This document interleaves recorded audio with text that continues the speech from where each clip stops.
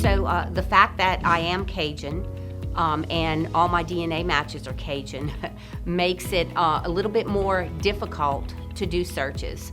The reason I did my DNA, one of the reasons I did DNA was to be able to separate people who are related to me on my mother and my father's side.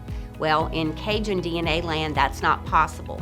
We all actually share ancestors that go back to the 1700s in Nova Scotia.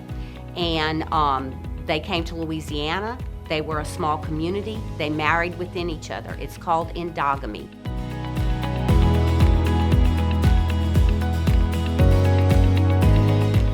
Religion or an area that is isolated, people tend to marry their neighbors, marry their distant cousins. In some instances, they married close cousins in the past. And so when we build a family tree, you realize that once you get back a couple of generations, things really start to intertwine, and it makes it very difficult to separate. And once I started searching for adoptees' parents, the first cases I did not involve Cajun DNA. It was someone related to my daughter-in-law who's from Virginia.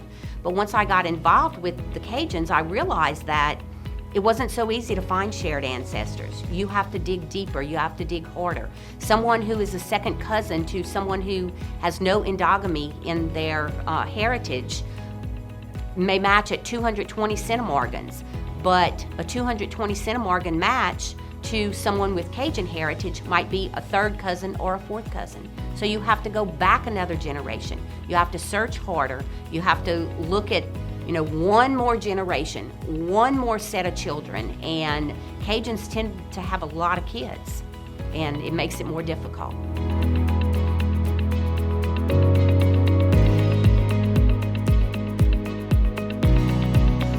In these searches, you may encounter someone of Jewish religion.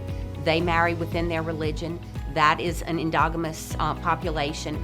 Also, people who live on islands, such as Hawaii, areas like that. The hills of North Carolina, very difficult to do searches. Canadian, the Quebec area, Nova Scotia, those people tend to stay in that area in the past, and those are all endogamous populations.